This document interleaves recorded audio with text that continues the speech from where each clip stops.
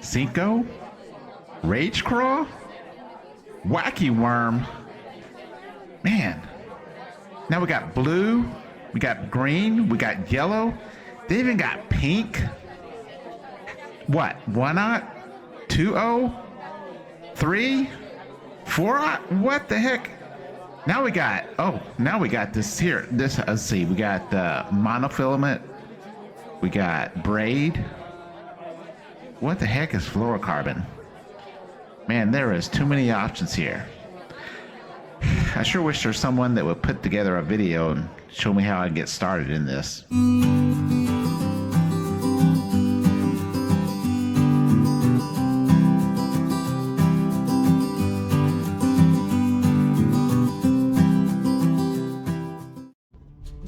Hey, Michael here. Welcome back to Casting Across Texas. This morning I'm here at my local academy. I wanted to come out here to pick up a few items that I've been wanting to try out. But while I was here, I thought it'd be a good time for me to kind of share some knowledge. I'm sure there's a question that a lot of new bass anglers, folks that are new to the hobby or the sport of bass fishing, have asked themselves kind of what are some good starting points as far as some tackles and lures that I could get to, as I'm just getting started out. So I figured I would kind of walk through, maybe point out some things. These are some items that I think, based on my knowledge and experience, I've been, I guess, seriously bass fishing now for probably about close to 10 years. And this is going to be, of course, based on things that I learned, maybe some of the stuff when I first got started. So I'm going to go ahead and show you some of these items, some of this tackle, and hopefully give you guys a good starting point. And of course, this is my personal opinions. I'm sure there's a lot of folks out there that might have other ideas, but I just kind of want to show you what I think, based on what when I first started, what I was doing. So let's go inside and check this out.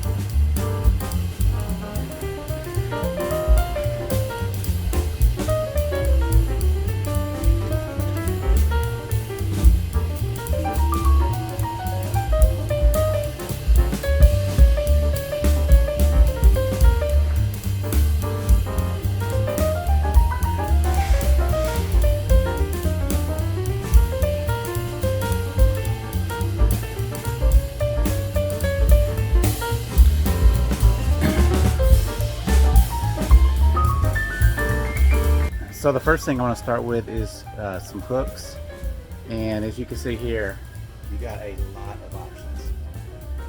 So what are some things that maybe if I'm starting out, I'm recommending that will be some good hooks that I would start out with? So let's check this out.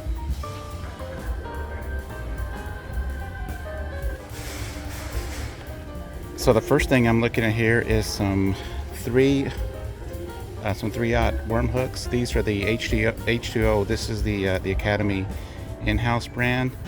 And although these do say worm hooks, don't let that mislead you if you're new to bass fishing. These can actually be used with pretty much any soft plastic.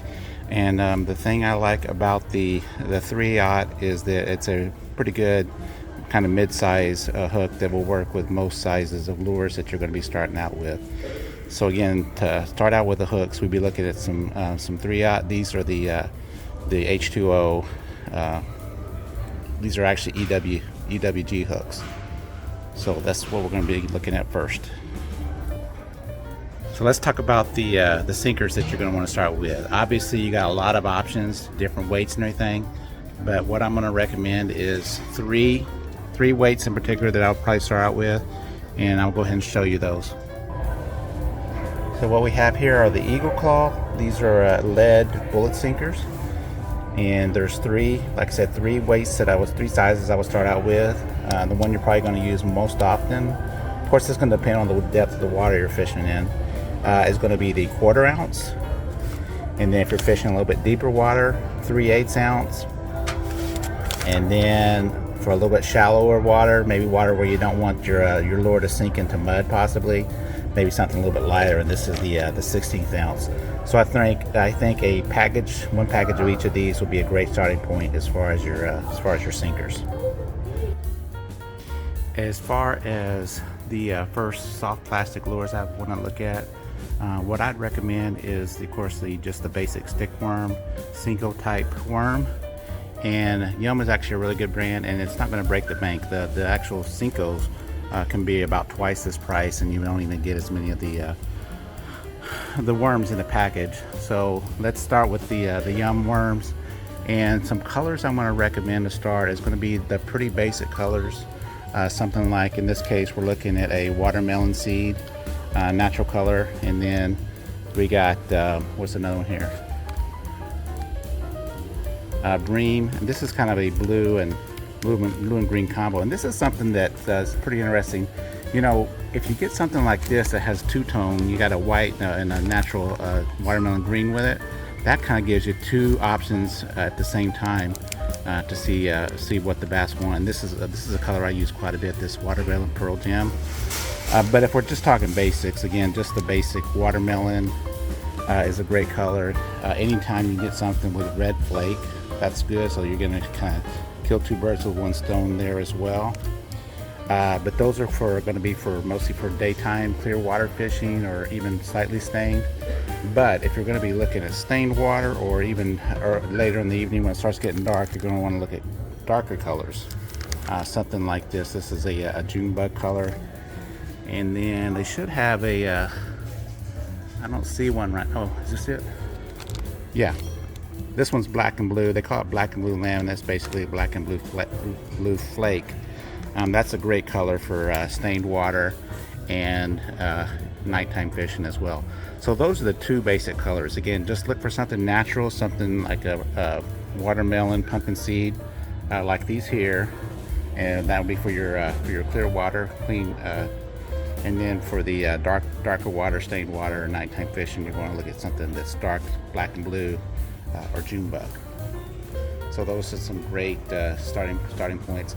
And again, one or two packages. I'd get maybe one package of each color, as far as, you know, one dark and one natural, and that should be a good place to get you started. Kind of cover all your bases for the lures, or for the plastics. Honestly, this is probably going to be the only hard plastic lure I'm going to talk about for a beginner. So you have your lipless crankbaits, also known as a rattle trap. This is the KVD Strike King Red Eye Shad. This is one that is actually a really good rattle trap if you're just starting out, because this one is really good at sinking, as well as kind of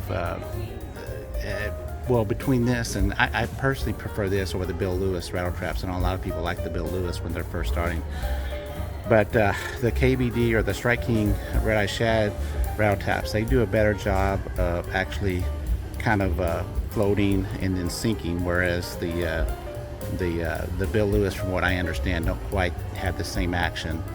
And I think that's going to be good for someone that's just starting out. So anyway, point is, I would recommend the Strike King Red Eye Shad for a good starting point. And these are the lipless. These are the lipless crankbaits. And the two colors I would recommend, I would definitely start with a just kind of a standard shad pattern. In this case, we have a sexy shad. This is a quarter ounce sexy shad. And then we have something here that you're definitely going to have in your tackle box, and that's a red. Any type of red lipless crankbait rattle trap is going to be good, especially in the spring. So if I'm only getting two to start, those are two I'm going to be getting. And these, again, I believe these are quarter ounce. I use quarter ounce quite a bit. You also might want to look at half ounce as well. But these are two great hard baits if you're just getting started. So when you have all that terminal tackle, the next thing, and obviously the most important thing you're going to need, is a rod and reel. For someone that's just starting out, I would highly recommend getting kind of a combo that's already pre-made. A really good brand, and this is just happens to be what I'm looking at here at the Academy. This is ugly stick, and I'll kind of show you the specific combo that they have here. Now this one here is maybe not too budget friendly, but then again, anything under $100 when you're looking at a combo is yeah, I'd probably consider it pretty budget friendly. Let's check this out.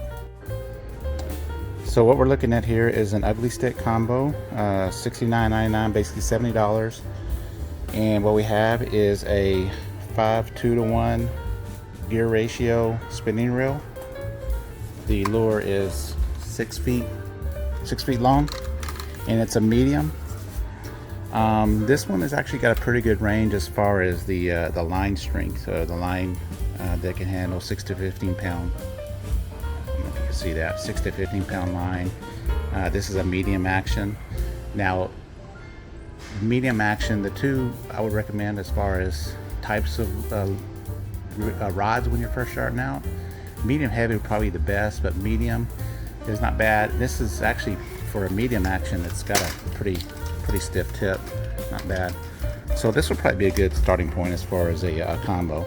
Now, obviously, if you're looking to save a little bit, I'm sure if you go to someplace like Walmart, you'll probably find something a lot cheaper, maybe half the price. But you're going to get what you pay for. And Ugly Stick is a really good brand if you're just getting started out. I know I used a couple of those when I first started.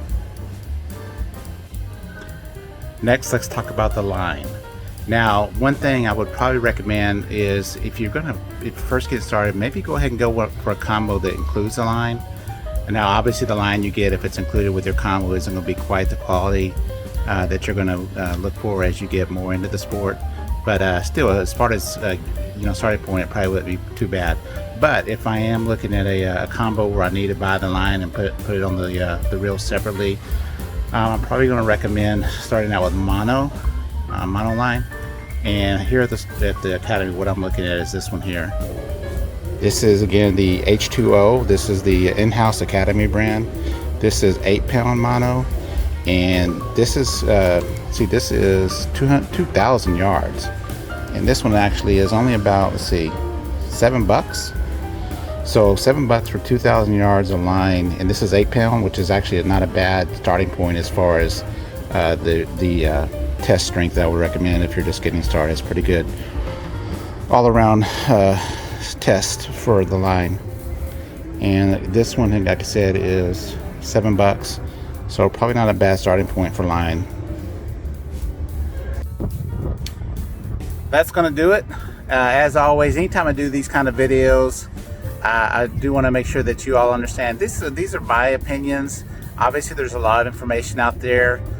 You're welcome to always do your own research, find out what's going to work for you.